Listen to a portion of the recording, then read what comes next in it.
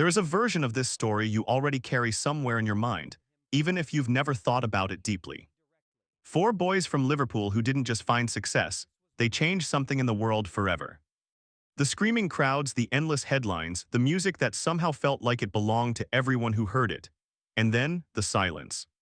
A breakup so public, so painful, so confusing that even after more than 50 years, people are still trying to make sense of it. But there has always been a part of that story that feels unfinished, like something important was left just out of reach. Every time Paul McCartney was asked what really happened, he answered. Calmly, carefully, in a way that felt controlled. The kind of answer that gives you just enough to close the conversation but not enough to truly understand it.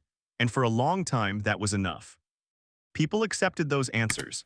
They moved on, built their own versions of the story, chose sides, decided who was right and who was wrong. And then slowly something began to change. Not in a loud way, not with dramatic revelations or headlines designed to shock. In fact, the opposite, Paul began to speak more quietly, more thoughtfully.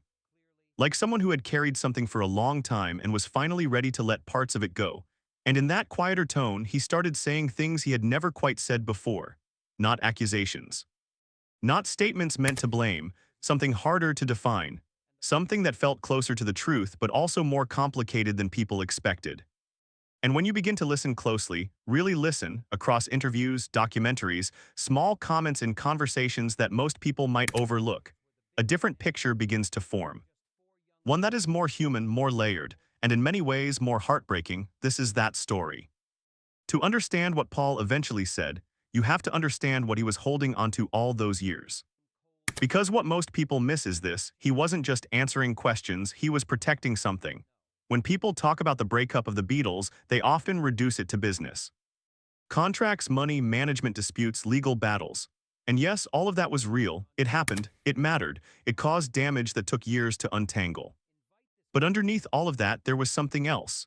Four young men who had grown up together in a way that almost no one else ever has. They didn't just work together. They lived through something extraordinary side by side, without a guide, without a map, without anyone who truly understood what they were going through. Think about it for a moment. They started as teenagers, playing in small places that barely noticed them. Rooms filled with cigarette smoke, sticky floors, long nights, little money. They traveled together, shared food, shared jokes, shared that quiet belief that something bigger might be waiting for them. And then, almost overnight, everything changed. Not slowly. Not in a way they could adjust to. One moment they were unknown. The next, they were the most famous people in the world, crowds so loud they couldn't hear themselves think. Airports flooded with people, police trying to control something that couldn't be controlled. It was overwhelming, unreal, almost impossible to process. And through all of that, they had each other. That part often gets forgotten. For years, they were the only people who truly understood what the others were living through. You can't explain that kind of experience to family, to friends. It's too big, too strange, so they carried it together. And when you carry something that heavy with someone for that long, the bond that forms is different. It's not a normal friendship. It's not even a simple brotherhood, it's deeper than that, and bonds like that don't just break, they fracture, slowly, quietly, in ways that leave marks that don't fully disappear. That is what Paul was protecting, not his image, not the brand, something that had once meant everything to him. By the mid-1960s, they were living in a reality no one around them could fully understand. They had stopped touring in 1966, a decision that sounded simple but carried a weight most people didn't see. The noise from the crowds had become so overwhelming that they couldn't hear the music anymore. Imagine that, standing on stage, playing songs you created, and not being able to hear a single note. So they stepped away, and in that space something incredible happened. Inside the studio, away from the chaos, they began to explore music in ways no one had before. Albums like SGT. Pepper, the White Album, Abbey Road. They weren't just records, they were experiments, expressions, something that pushed beyond what people thought music could be. From the outside, it looked like unity. From the inside, it was more complicated. Each of them was growing, changing. John Lennon was finding a stronger, more public voice, something political, something urgent. George Harrison was moving inward, exploring spirituality in a way that was reshaping who he was. Ringo Starr remained steady, grounded, the one who kept things human when everything else became intense. And Paul was driven, focused in a way that could feel almost relentless.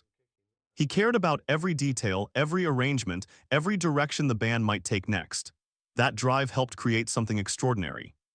But in a room with three other people who were also evolving, also finding their own direction, that same drive began to create friction. No one called it a problem at the time. But looking back, you can hear Paul quietly acknowledging it, the beginning of something that no one wanted to see. Everything changed in 1967, though not in the way most people first think. The focus is often placed on Brian Epstein, and for good reason. Brian wasn't just their manager, he was stability. He believed in them early, shaped how the world saw them, and handled the chaos that came with their rise. When he died suddenly at just 32, something shifted that couldn't be easily replaced.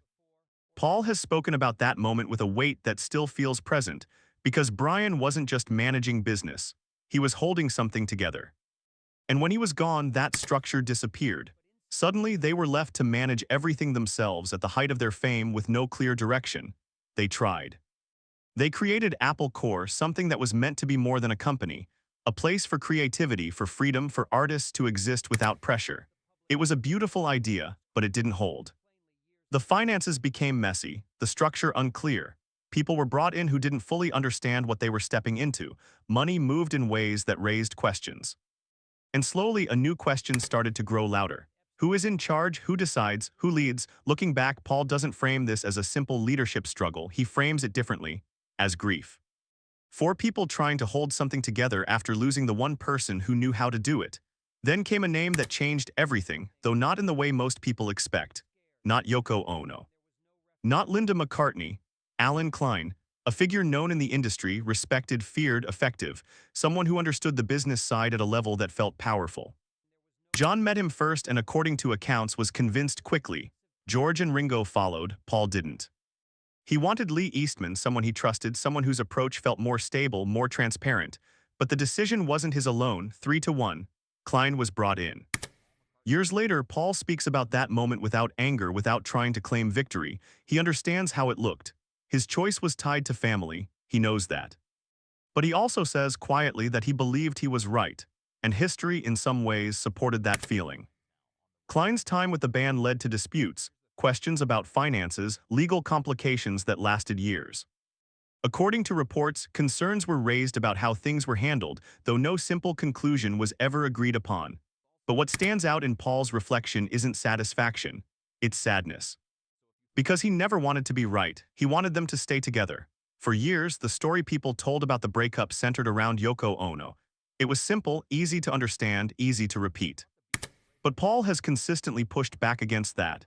He has said clearly that blaming her is unfair, that John made his own choices, that their relationship was real and shouldn't be reduced to a convenient explanation.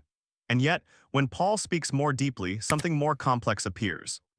He talks about how the atmosphere in the studio began to change, how the dynamic shifted, how something that once felt familiar started to feel different.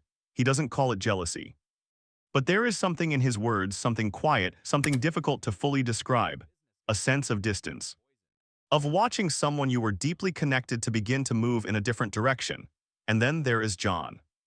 Because at the center of all of this, beyond the business, beyond the decisions, there was a friendship, a bond. And what Paul has said in his most honest moments is something that stops people when they hear it. They didn't fully fix things. Before death of John Lennon, there were still things left unsaid. Conversations that never happened, apologies that were close but never spoken, a reconciliation that felt possible but never fully arrived, and then suddenly that possibility was gone. There is a kind of grief that comes from that, a different kind, not just missing a person but missing the chance to say what needed to be said. Paul has lived with that for decades. And what is remarkable is how that grief has changed over time. It hasn't turned into anger, it hasn't hardened into blame, it has softened, become something more reflective, more understanding. He speaks about his partnership with John with deep respect, about how they pushed each other, challenged each other, created something neither could have done alone. And he admits something about himself, that his drive, his need to lead, his certainty helped build something incredible, but also made things harder at times. That being close to him wasn't always easy. That matters, because it's honest, because it's human. And in the end, what Paul has come to understand is simple but not easy to accept. There wasn't one reason the Beatles ended, not one person, not one decision. It was everything: pressure, growth, change, misunderstanding, love that didn't always know how to hold itself together. Four people doing their best in a situation no one had ever experienced before. There is something almost overwhelming about that realization. After everything, all the stories, all the theories, all the blame, it comes back to something simple. They couldn't find a way to stay together. Now in his later years, Paul still creates, still performs, still moves forward. His life is full, rich, still evolving. But when he speaks about those years, there is something that remains. Not regret exactly, but something close. A kind of longing for what they were when it worked, for the connection, for the version of themselves that existed before things became too heavy. What he has given in speaking the way he has over time isn't a final answer, it's something more meaningful, a reflection, a reminder that even the strongest bonds can change. That even extraordinary relationships can struggle under pressure. That sometimes the hardest part isn't losing something, it's not being able to finish it. And maybe that's why this story still matters, because it doesn't feel distant. It feels familiar, like something we all understand in our own way. If this stayed with you, take a moment before moving on. Think about the conversations in your own life that haven't happened yet, the things left unsaid. Because in the end, this isn't just about music. It's about time, and sometimes not having enough of it. If this meant something to you, share your thoughts. Let others see what you felt. And if you want more stories like this, told with care and honesty, stay connected.